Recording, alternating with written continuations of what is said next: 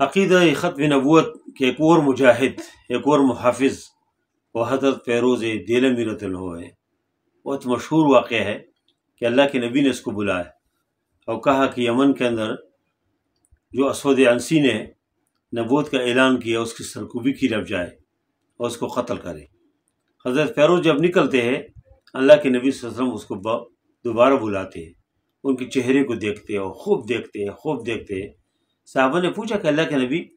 حضرت فیروز رضی اللہ عنہ کو آپ نے بلایا کہ چہرے کو دیکھ کر کوئی بات نہیں کی؟ اس نے فرمایا کہ بہت اہم مشن پہ میرے جانثار جا رہے ہیں، پتہ نہیں زندہ آئیں گے کہ نہیں، پھر ملاقات ہوگی کہ نہیں دنیا میں۔ اس سے میں چاہ رہا تھا کہ ختم نبوت، عقیدہ ختم نبوت کے یہ جو محافظ ہیں، یہ جو صفائی ہے، ان کے چہرے کو دل بھر کے دیکھ لو۔ اور حضرت فیروز رضی اللہ عنہ جاتے ہیں اور ادھر یمن پہنچ کے اسود عنسی کے کمرے کے اندر کس طریقے سے پہنچ جاتے ہیں، حالانکہ ایک بہت مضبوط قلعے کے اندر ہے، ایک مضبوط حصار کے اندر ہے، لیکن اس کے کمرے کے اندر پہنچ جاتے ہیں اور اسود عنسی کو قتل کرتے ہیں۔ اور اسود عنسی جب قتل ہو جاتے ہیں تو باہر سے جو اس کی سیکورٹی گارڈ ہے وہ آوازیں سنتی ہے، آ جاتے ہیں۔ تو کس نے کہا کہ یہ تو النبی یوحی الیہ، یہ تو آپ کے نبی وحی ہو رہے، یہ کوئی اور مسئلہ نہیں ہے۔ اور اس کے بعد حضرت فیروز رضی اللہ عنہ فجر کی اذان کے وقت قلعے کے اوپر چڑھتے ہیں، اور اسی قلعے سے جہاں اسود عنسی رسول اللہ کے اعلان ہو جاتے تھے پہلے، اسی دن فجر کی نماز کے لیے جو اذان کی کلمات لوگ سنتے ہیں اس میں اشہد ان محمد رسول اللہ، اللہ اکبر اللہ اکبر، اشہد ان لا الہ الا اللہ، اشہد ان محمد رسول اللہ، یہ جب اعلان سنتے لوگوں کو پتہ چل جاتا ہے کہ اسود عنسی قتل ہو گیا، اور پھر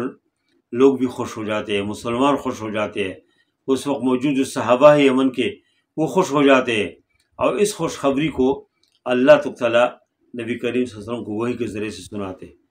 کہ فاز فیروز کامیاب ہو گیا۔ اور یہ سمجھا کہ بالکل یہ آخری وحی ہے، یہ آخری آسمانی خبر ہے جو اللہ تعالیٰ نے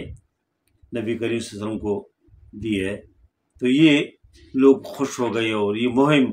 جس کے لیے نبی کریم صلی اللہ علیہ وسلم نے حضرت فیروز کو بھیجا تھا، اللہ نے اس کے ہاتھوں سے اسود عنسی کو قتل کیا۔ یہ بڑے خوشخبری کی بات ہے۔ اس کے بعد نبی کریم صلی اللہ علیہ وسلم جو وفات پائے اور اس کو ایک سکون ہوا کہ میرے صحابی نے، میرے جان نثار نے، ایک میرے دشمن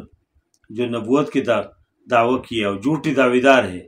اس کو میرے ایک جان نثار نے اس کو قتل کیا ہے۔ خوشخبری سنائے، خوشخبری لوگوں نے اس کو حضرت نبی کریم صلی اللہ علیہ وسلم کی زبان سے سن لیا۔ تو اس لیے آج بھی ضرورت ہے کہ آج جو لوگ نبوت کے دعوے کرتے ہیں یہ بالکل طے شدہ بات ہے کہ اسلام کے خلاف ہے، شریعت کے خلاف ہے، یہ قرآن کے صریح احکامات کے خلاف ہے، یہ نبی کریم صلی اللہ علیہ وسلم کی حدیث کے اور صحابہ کرام کے اجماع کے خلاف ہے۔ پوری امت کی اس بات کے اوپر اجماع ہے کہ نبی کریم صلی اللہ علیہ وسلم کے بعد کوئی نبی نہیں ہے، کسی طرح بھی نبی نہیں ہے، جو نام بھی اپنے رکھے لیکن سب جھوٹ بولتے ہیں۔ اللہ کے نبی نے فرمایا کہ میرے بعد 30 کذابون آئیں گے، 30 جھوٹی نبی،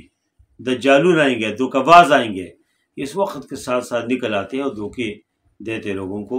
لیکن کوئی اس کے اندر حقیقت نہیں ہے۔ نبی کریم صلی اللہ علیہ وسلم آخری نبی ہے قیامت تک، اور آدم علیہ السلام سے نبوت کا جو سلسلہ شروع ہو گیا تھا، نبی کریم صلی اللہ علیہ وسلم کے ذریعے سے اللہ نے وہ سلسلہ ختم کیا۔